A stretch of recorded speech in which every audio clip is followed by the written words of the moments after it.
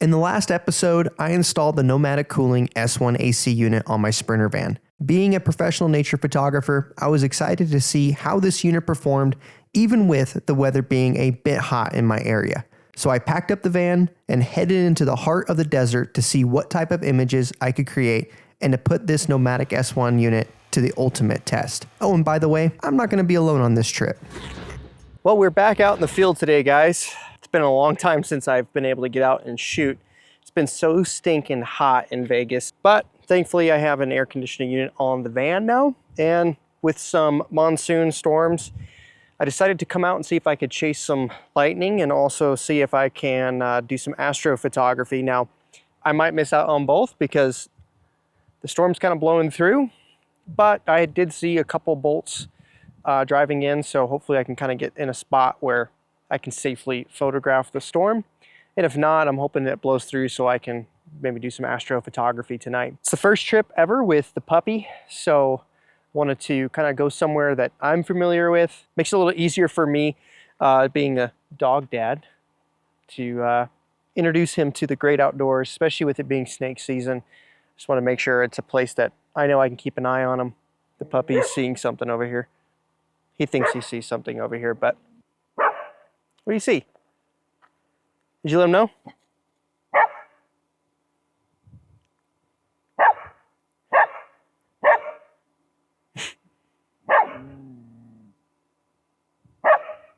So if you guys, I'm not sure if I've introduced you to this naked mole rat. His name is Sage.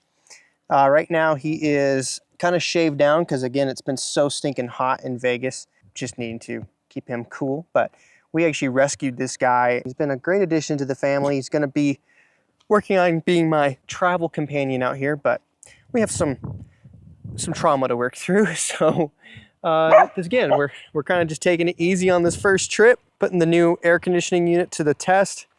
Right now it is 100 degrees outside, but it doesn't really feel it because there's a nice breeze and all this cloud cover. So I've been running the Nomadic S1 on full blast the last little bit of the trip while also running the van on full blast, and it is very comfortable in here. It's probably 80s, low 80s, high 70s.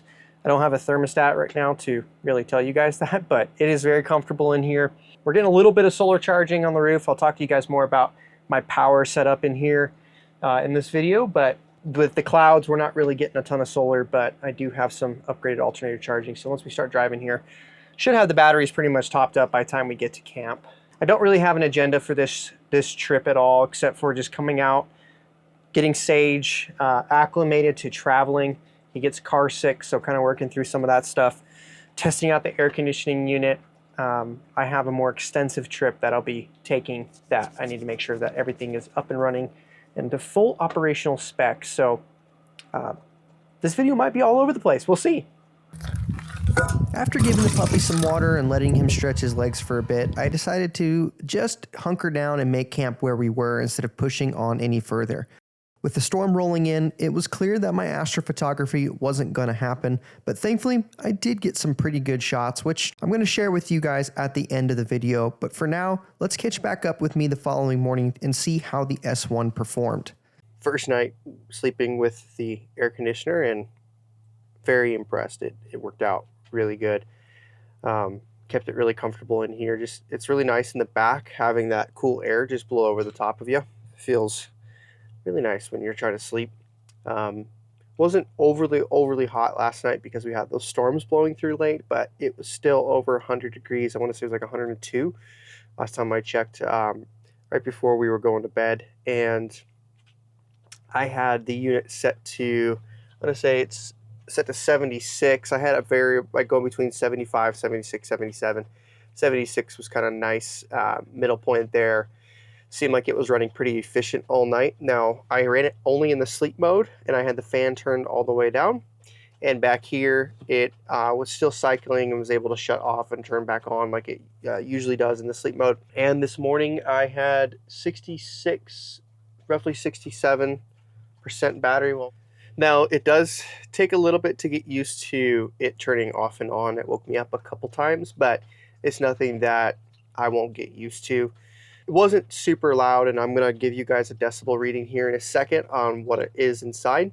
And then when I get the compressor to turn on again outside, I'll be able to hear that. It just took me probably a few hours just to get used to it. Once I did, went right to sleep. Now the puppy, he didn't like it at first, but after a while, he ended up just locking in and went to sleep too. It didn't really bother him after a while. So, okay, and now I have a decibel reader. This is on Eco. I'm trying to be quiet because I'm obviously peaking it as I am talking, but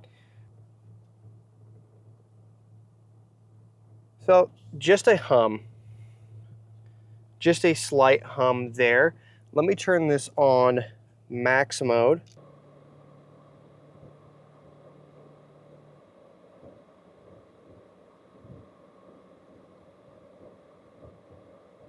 When you have the fan blowing on max speed inside, you're really never going to hear the outside unit at all.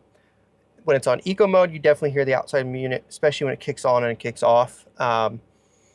But I will go give you guys a reading what the outside unit is like.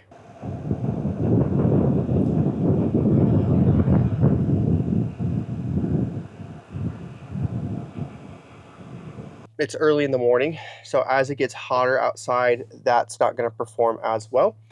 I typically see and have seen about a 40 degree delta. So if it is, let's say 105 out, usually that's pushing around 70 degrees out, which is really, really good. Which goes back to where I talked about tempering your expectations in the install video. You have to understand how these are designed to perform and how they do perform so you can maximize their performance. So let me talk to you guys about some of the things I did. Now it's getting hit a little bit right now by the sun, but I made sure to park my vehicle towards where the sun was going to be coming up to keep this in the shade as long as possible, which just allowed for it to not heat up as quick. So it made it a lot cooler. Obviously with where you park matters. So I'm on gravel, I'm out in the middle of the desert.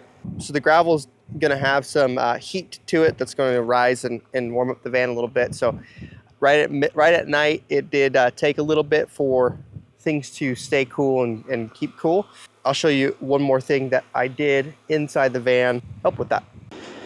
Let me go ahead and turn this down because it's gonna be super loud. But I went ahead and fired the air conditioning up on the van about 30 minutes before going to bed, and I turned it on max cool with the recirculation on, and I closed that vent and I closed that vent and just kept these vents pointing straight back, and it really pushes a lot of that air straight back and helps cool down the whole cab.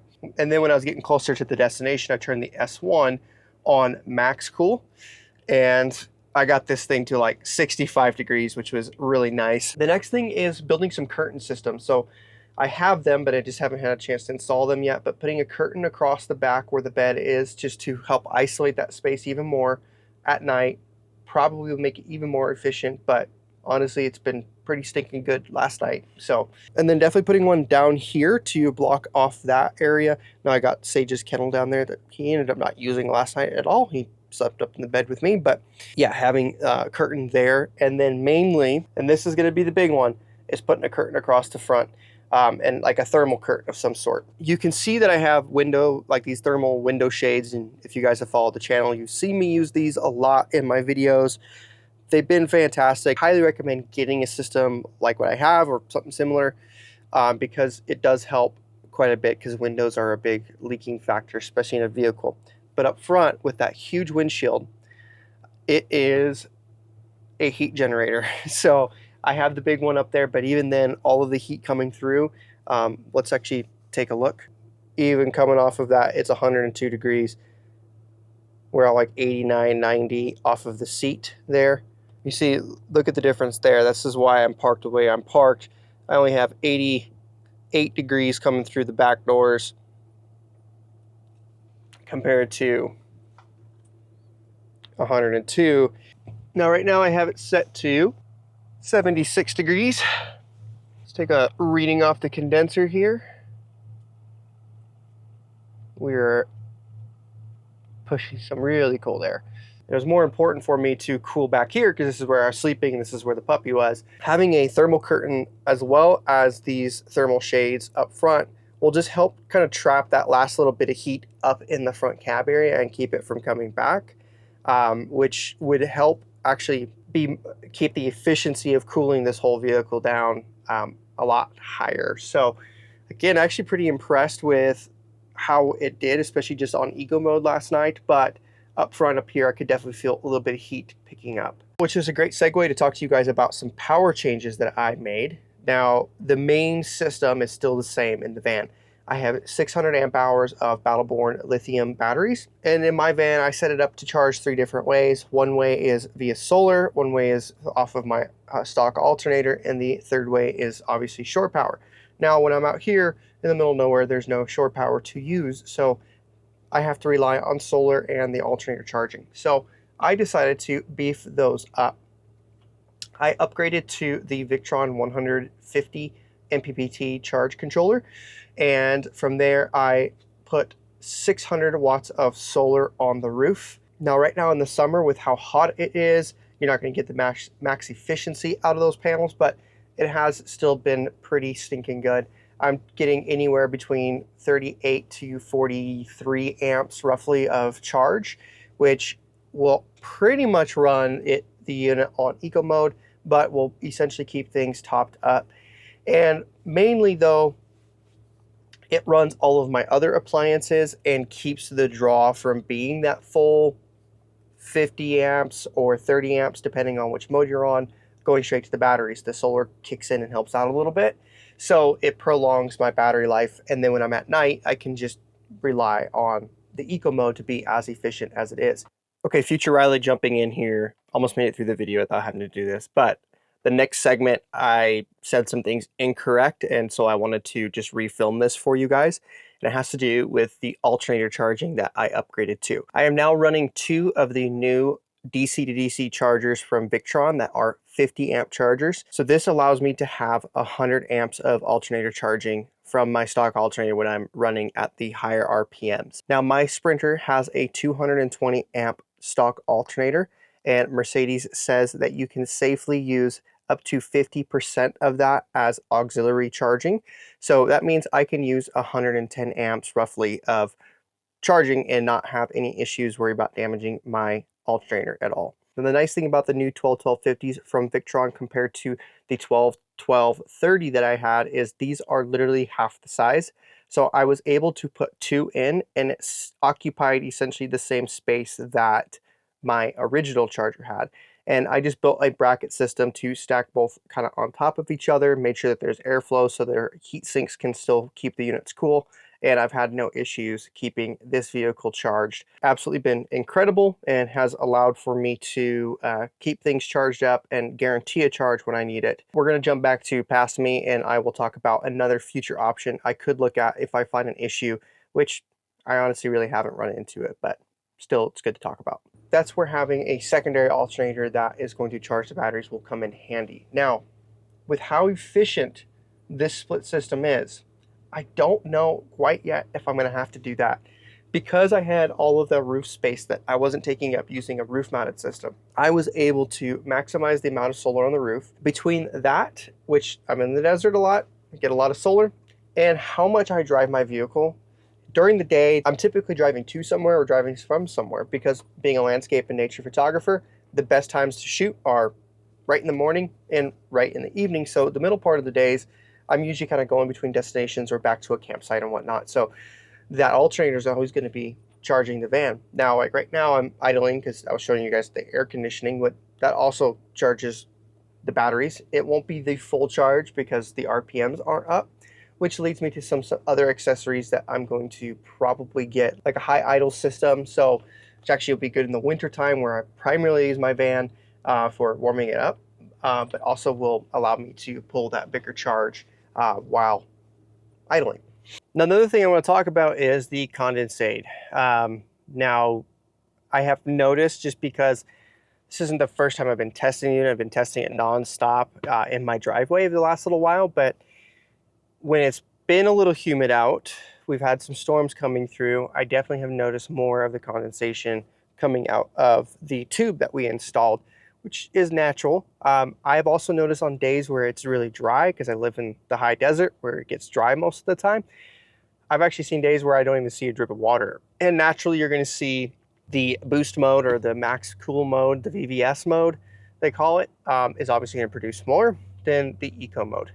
Now, one little con that I have to be careful with is, it was humid yesterday driving in, and I had to open the back door, and as I closed it, there was actually a little bit of condensation that came off of the condenser on the inside, and it actually soaked a part of my bed. It wasn't too bad, but it dried up, you know, about 30 minutes later, but just something that I got to make sure I pay attention to.